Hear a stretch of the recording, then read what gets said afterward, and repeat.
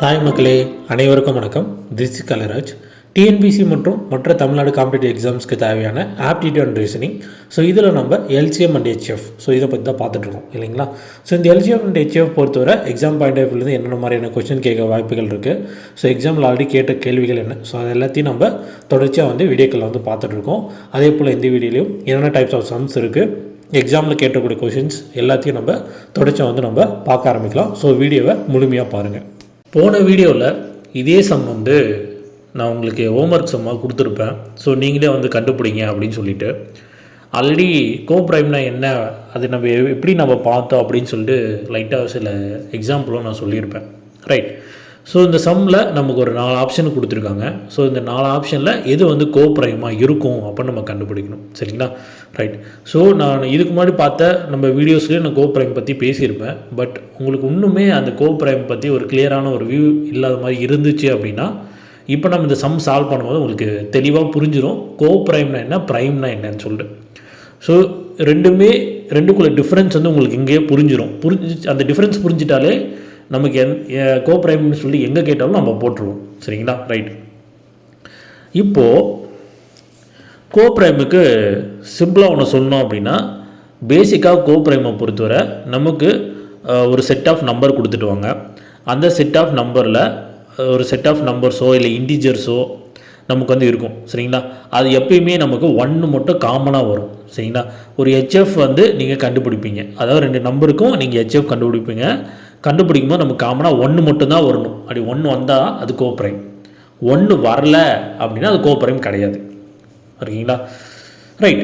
So இப்போது நமக்கு ஒரு 4 ஆப்ஷன் கொடுத்துருக்காங்க. சரிங்களா. இப்போது நமக்கு 4 ஆப்ஷன் கொடுத்துருக்காங்க. ஸோ ஒவ்வொரு ஆப்ஷனாக இதில் கோப்ரைம் இருக்கா இல்லையா அப்படின்னு சொல்லிட்டு நம்ம கண்டுபிடிப்போம். சரிங்களா. ரைட். ஸோ இப்போது ஏ ஆப்ஷன் எடுத்துக்கலாம். ஏ ஆப்ஷனில் நமக்கு 14 இருக்குது. அப்புறம் பார்த்திங்கன்னா வேறு என்ன இருக்குது, 35 இருக்குது. ரைட். ஸோ 14 எந்தெந்த நம்பரால் நம்ம ஹெச்எஃப் எடுக்க முடியும்? நம்ம 14 1 சார் 14 எடுக்க முடியுமா? அப்புறம் 7 2 சார் 14, அப்புறம் 7ஆல் பண்ண முடியும் இல்லைங்களா. ரைட். ஸோ 35 இதால் பண்ண முடியும். நம்ம 1 5 அப்புறம் 7. சரிங்களா. ரைட். ஸோ இங்கே நமக்கு பார்த்தாலே உங்களுக்கே புரியும் ஓரளவுக்கு என்ன அப்படின்னா, இங்கே காமனாக நமக்கு 1 இருக்குது, அதே போல் காமனாக 7 இருக்குது. அப்போது எப்பயுமே கோப்ரைம் பொறுத்தவரை நமக்கு காமனாக என்ன மட்டும்தான் வரணும், 1 மட்டும்தான் வரணும். அப்போ இது நமக்கு என்னது, கோப்ரைம் கிடையாது. ஓகேங்களா. இப்போ லைட்டாக புரியும் நினைக்கிறேன் கொஞ்சம் கொஞ்சமாக. சரியா. அடுத்து பி ஆப்ஷன் எடுத்துப்போம். ஓகேங்களா. B option. ஸோ பி ஆப்ஷனில் என்ன இருக்குது, நமக்கு 18 இருக்குது, 25 இருக்குது. சரிங்களா. ரைட். ஸோ இங்கே நம்ம 18 எந்தெந்த நம்பரால் நம்ம பண்ண முடியும்? 1ஆல் பண்ணலாம், 2ஆல் பண்ணலாம், 3ஆல் பண்ணலாம், 6ஆல் பண்ணலாம், அப்புறம் 9ஆல் பண்ணலாம் இல்லைங்களா. ஸோ 25 எதால் நம்ம பண்ண முடியும்? 1ஆல் பண்ண முடியும், அதுக்கப்புறம் 5ஆல் பண்ண முடியும். ஸோ இங்கே பார்த்தீங்கன்னா நமக்கு காமனாக 1 மட்டும்தான் இருக்குது இல்லைங்களா. வேறு எந்த நம்பர் 5 இங்கே இருக்கா? இல்லை. அப்போது இது நமக்கு கோப்ரைம். ரைட். ஸோ மீதி 2 ஆப்ஷனும் கோப்ரைம் இல்லை நமக்கு தெரியும். ஏன்னா எப்பயுமே நமக்கு ஒரு ஆன்சர் தான் கொடுப்பான். ஸோ அது பி தான். பார்த்தோன்னே நம்ம கண்டுபிடிச்சிட்டோம். இருந்தாலும் அது ரெண்டும் என்ன அப்படின்னு சொல்லி உங்களுக்கு தெரியணும்ல. அதனால் நான் சியும் டியும் நான் அப்படியே உங்களுக்காக நான் போட்டுறேன். சரிங்களா. ஸோ அடுத்து சி.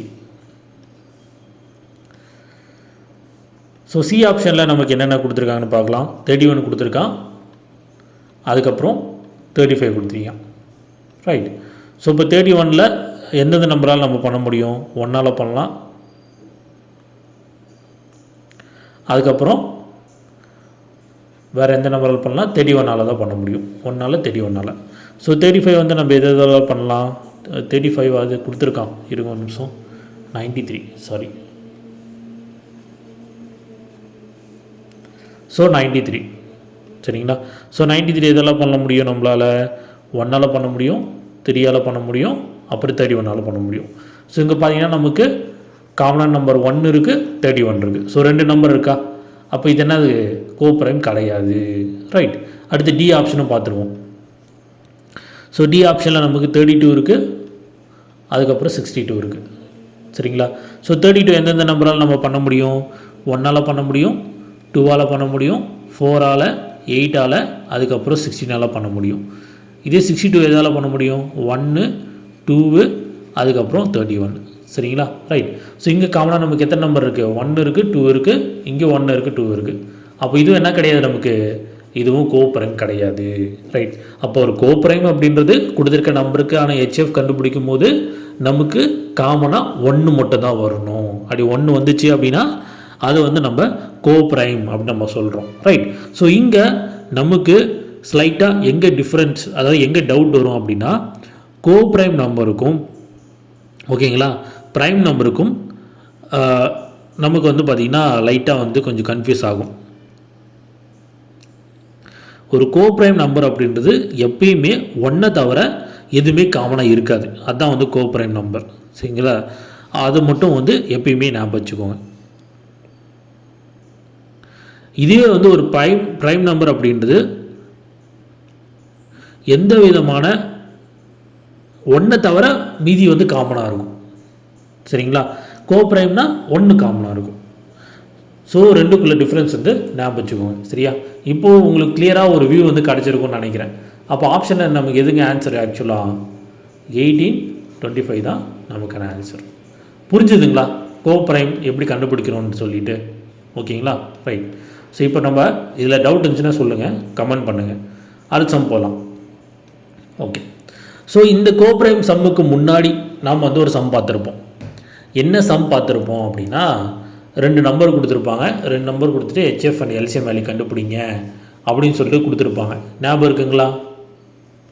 ஞாபகம் இருக்குன்னு நினைக்கிறேன். 2 ஃபேமிலி இருக்கும் அப்படின்னு சொல்லிட்டு நம்ம பார்த்துருப்போம். போன வீடியோவில் கூட பார்த்தோம். சரியா? 2 ஃபேமிலினா அந்த 2 நம்பரும் ஒரு ஃபேமிலி, எல்சிஎம் ஹெச்எஃப்பும் ஒரு ஃபேமிலி. இதில் எது கொடுத்துட்டு எது கொடுக்கலனாலும் அதை தான் நம்ம டிவைடில் போட்டு நம்ம கேன்சல் பண்ணி ஆன்சர் வந்துடும். நமக்கு சிம்பிளாக ஒரே ஸ்டெப்பில் வந்துடும் இல்லைங்களா? அதே மெத்தட் சம் தான் இதுவும். பட் இங்கே நமக்கு அந்த 2 நம்பர் கொடுக்கல. அதுக்கு பதிலாக நமக்கு என்ன கொடுத்துருக்காங்கன்னா ரேஷியோ கொடுத்துருக்கேன். சரிங்களா? அப்போது இந்த மாதிரி சம் கொடுத்தாங்கன்னா நம்ம எப்படி போடுறது அப்படின்னு நம்ம பார்ப்போம். ஃபஸ்ட்டு கொஷின் என்ன கொடுத்துருக்காங்களோ அதை நான் படிச்சிடுறேன். The HF and LCM of 2 numbers are 84 and 21 respectively. If the ratio of the 2 numbers is 1:4, then the large of the 2 numbers is. Right. So இங்கே ஹெச்எஃப் அண்ட் எல்சிஎம் உடைய அந்த வேல்யூ வந்து 84, 21 அப்படின்னு சொல்லிட்டு அவன் சொல்லிட்டான். ஹெச்எஃப் எல்சிஎம் வேல்யூ சொல்லிட்டான். அதுக்கப்புறம் என்ன சொல்கிறான்? 2 நம்பர் இருக்குது, அந்த 2 நம்பரோடைய ரேஷியோ மட்டும் நான் கொடுத்துட்றேன் அப்படின்னு சொல்லிட்டு அந்த 2 நம்பரோடைய ரேஷியோ 1:4 அப்படின்னு சொல்லி நம்ம கொடுத்துட்டாங்க. இப்போது 2 நம்பரில் இருக்கிறதுல எது பெரிய நம்பர், அந்த பெரிய நம்பருடைய வேல்யூ மட்டும் எனக்கு சொல்லுங்கள் அப்படின்னு சொல்லி நம்ம கேட்குறாங்க. சரிங்களா? ஸோ இதை நம்ம எப்படி போடுறது அப்படின்னு பார்ப்போமா? ஸோ கொஸ்டின் நமக்கு என்ன கொடுத்துருக்காங்க? ஹெச்எஃப் அண்ட் எல்சிஎம் உடைய வேல்யூ கொடுத்துருக்கான். என்ன கொடுத்துருக்கான்? 84 அண்ட் 21 கொடுத்துருக்கான். அதுக்கப்புறம் நமக்கு ஒரு ரேஷியோ கொடுத்துருக்காங்க. ரேஷியோ என்ன கொடுத்துருக்காங்க? நமக்கு 1:4 அப்படின்னு சொல்லிட்டு நமக்கு ஒரு ரேஷியோ வந்து நம்ம கொடுத்துருக்காங்க. சரிங்களா? ரைட். ஸோ இதை வச்சு நம்ம கண்டுபிடிக்க போகிறோம். ரைட். ஸோ இதை வச்சு எப்படிப்பா கண்டுபிடிப்போம் அப்படின்னா எப்பயுமே இந்த மாதிரி ரேஷியோ கொடுத்துட்டு நம்ம கேட்கும் போது நம்ம பண்ண வேண்டியது அந்த ரேஷியோவை கொடுத்துருக்க நம்பர்ஸ் கூட நம்ம இன்ட்டு பண்ணிக்கணும். சரிங்களா? ஹெச்எஃப் அண்ட் எல்சிஎம் வேல்யூ கொடுத்துட்டு நமக்கு நம்பர் கேட்குறாங்க அப்படின்னா நம்ம கொடுத்துருக்க நம்பர்ஸை இன்ட்டு பண்ணிக்கணும். அதாவது இந்த 84 இந்த 1 கூடியும் இந்த 21 இந்த 4 கூடியும் நம்ம இன்ட்டு பண்ணிக்கணும். ஸோ இன்ட்டு பண்ணலாமா? ஸோ என்ன வரும்? 84 × 1, அதுக்கப்புறம் 21 × 4. ஓகேங்களா? ஸோ இன்ட்டு பண்ணிங்கன்னா உங்களுக்கு என்ன கிடைக்குது? 84 × 1 போட்டிங்கன்னா உங்களுக்கு 84 வருது. 21 × 4 போட்டிங்கன்னா 84 வருது. ஸோ இதை வந்து இதுக்கு வந்து நீங்கள் ஹெச்எஃப் கண்டுபிடிங்க. ஸோ காமனாக எதாவது பண்ண முடியும். 84ஆல் பண்ண முடியும். 84 1 சார் 84, 84 1 சார் 84. ஸோ நமக்கு ஆன்சர் என்னங்க வருது? 84. ஸோ 84 தான் நமக்கான ஆன்சர். ஓகேங்களா? புரிஞ்சுதுங்களா இது எப்படி நான் போட்டிருக்கேன்னு சொல்லிவிட்டு? எல்லாருக்கா டவுட் இருக்கா? கொடுத்துக்கிற ரேஷியோவை அப்படியே நம்ம இன்ட்டு பண்ணி அதை வந்து ஃபர்தராக நம்ம டிவைட் பண்ணி போட்டோம்னா நமக்கு வந்து ஆன்சர் வந்துடும். அவ்வளோதான். சரியா? ரைட். அடுத்த சம் போகலாமா? அடுத்த சம். ஸோ இந்த சம்மை பொறுத்தவரை இதுவும் அதே மெத்தட் தான். சரிங்களா. நம்ம பார்த்தோம்ல, இப்போ நம்ம பார்த்துட்ருக்கோம்ல, அதே மெத்தட் தான். என்னென்னா நமக்கு இந்த மெத்தடு நமக்கு ஆல்ரெடி நம்ம போன வீடியோவில் பார்த்த மாதிரி ஹெச்எஃப் எல்சிஎம் வேல்யூ கொடுத்துட்டு அந்த 2 நம்பரில் ஏதோ ஒரு நம்பர் கொடுத்துட்டு கொடுக்கல அப்படின்னாலும், இல்லை 2 நம்பர் கொடுத்துட்டு ஹெச்எஃப் எல்சிஎம் வேல்யூவில் ஏதோ ஒன்று கொடுத்துட்டு கொடுக்கல அப்படின்னாலும் டக்கு நம்ம போட்டு போயிடுவோம். அதே கான்செப்டில் நமக்கு டிஃப்ரெண்ட்டாக சம் வந்து கேட்பாங்க. ஓகேங்களா. ஸோ அதை நம்ம பார்த்துட்ருக்கோம். ஸோ இந்த கொஷினில் என்ன கொடுத்துருக்கேன்னு முதல்ல படிச்சிடுறேன். The LCM of two numbers is 45 times their HF. If one of the number is 125 and the sum of HF and LCM is 1150, the other number is right. So inga LCM of two number is 45. HF if one of the number is 125 அப்படின்னு சொல்லிட்டு நம்ம கொடுத்துருக்காங்க. சரிங்களா. Right. So நமக்கு டேரெக்டாக என்ன கொடுக்கலாம், HF value தான் இது, எல்சிஎம் வேல்யூ இது அப்படின்னு சொல்லிட்டு நம்ம கொடுக்கல. அது வேறு மாதிரி கொடுத்துருக்கான். அது என்னன்னு சொல்லிட்டு பின்னாடி நம்ம பார்ப்போம். அடுத்து the sum of HF and LCM is. So ஹெச்எஃப்யும் எல்சிஎம்மையும் நீங்கள் ஆட் பண்ணிங்கன்னா உங்களுக்கு 150 கிடைக்கும். அப்போது இன்னொரு நம்பர் என்ன வரும், அந்த அதர் நம்பர் என்ன வரும் அப்படின்னு நம்ம கேட்குறாங்க. சரிங்களா. ரைட். ஸோ இப்போ நாங்கள் என்ன பண்ண போகிறேன் அப்படின்னா,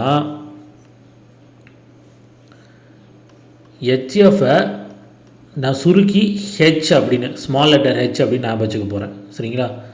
அடுத்து எல்சிஎம்மை நான் சுருக்கி ஸ்மால் லெட்டர் எல் அப்படின்னு சொல்லிட்டு நான் வச்சுக்க போகிறேன். ஓகேங்களா. ரைட். ஸோ இங்கே என்ன சொல்கிறான், LCM of two numbers is 45 times their HF. அப்படின்னா இது எப்படி எழுதுவீங்க அப்படின்னா, அப்படியே எப்படி எழுதுறேன்னு பாருங்கள்.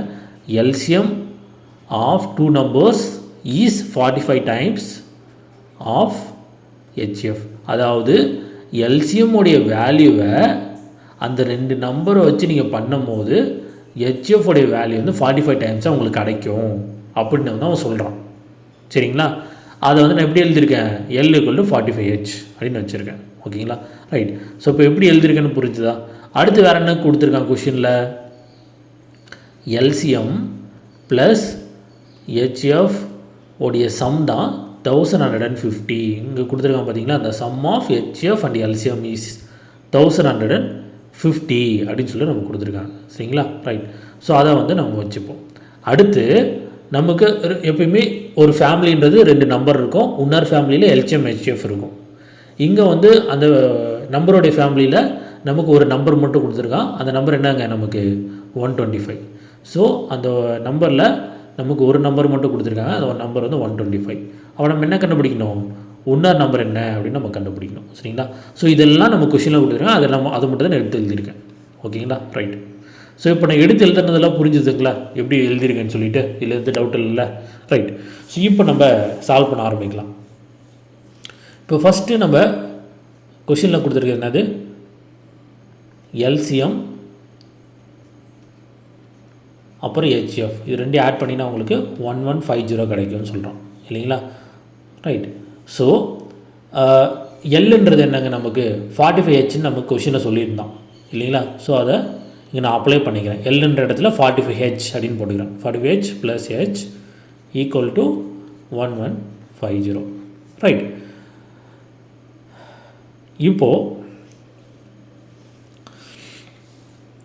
இந்த ஹெச்சை வந்து நீங்கள் கண்டுபிடிச்சிங்கன்னா உங்களுக்கு ஹெச்சோடைய வேல்யூ எவ்வளோ கிடைக்குன்னா, இது கேன்சல் பண்ணி போடும்போது உங்களுக்கு 25 அப்படின்னு கிடைக்கும். சரிங்களா. ஹெச்சோடைய வேல்யூ என்ன கிடைக்கும், நமக்கு 25 கிடைக்கும். விச் மீன்ஸ் ஹெச்எஃபோடைய வேல்யூ வந்து 25. ஸோ ஹெச்எஃபோடைய வேல்யூ என்ன கண்டுபிடிச்சிட்டோம், நம்ம 25ன்னு கண்டுபிடிச்சிட்டோம். ஓகேங்களா. ரைட். ஸோ அடுத்து நம்ம என்ன கண்டுபிடிக்கணும், எல்சிஎம்மோடைய வேல்யூ வந்து கண்டுபிடிக்கணும். அடுத்து நம்ம எல்சிஎம்மோட வேல்யூ கண்டுபிடிக்கணும். ஸோ எல்சிஎம் = ஆல்ரெடி சொல்லியிருக்கேன் நமக்கு எல் ப்ளஸ் ஹெச் இஸ் = 1150ன்னு சொல்லிட்டு. ஓகேங்களா. இப்போது அதுக்கு நம்ம என்ன கண்டுபிடிக்கணும், எல்சிஎம் கண்டுபிடிக்கணும். ஸோ இங்கே அப்படியே அப்ளை பண்ணுறேன். எல் ப்ளஸ் இந்த ஹெச்சின்ற இடத்துல இந்த 25 அப்படியே போட்டுக்கிறேன். 25 = 1150. ஓகேங்களா. இப்போ இந்த 1150 அப்படியே இருக்குது. 25 அங்கிட்டு போயிடுச்சுன்னா -25 மாறிடும். மைனஸ் பண்ணிங்கன்னா உங்களுக்கு எல்சிஎம் வேல்யூ என்ன கிடைக்கிது, 1125 கிடச்சிருக்கு. ஸோ நம்ம 2 கண்டுபிடிச்சிருக்கோம். என்ன கண்டுபிடிச்சிருக்கோம், ஒன்று வந்து ஹெச்எஃப் கண்டுபிடிச்சிருக்கோம் 25ன்னு சொல்லிட்டு, ஒன்று எல்சிஎம் கண்டுபிடிச்சிட்டோம் 1125 சொல்லிட்டு. ஸோ இது ரெண்டையும் வச்சு நான் என்ன பண்ண முடியும், அடுத்த ஸ்டெப்புக்கு ப்ரொசீட் பண்ண முடியும் இல்லைங்களா. ஸோ நம்ம கொஷினில் ஒரு நம்பர் தான் கொடுத்துருக்கேன், அந்த ஒரு நம்பர் என்னங்க நமக்கு 125. அப்போ இன்னொரு நம்பர் என்னன்னு கேட்குறான். அப்போ அந்த ஒரு நம்பர் கீழே போயிடும்.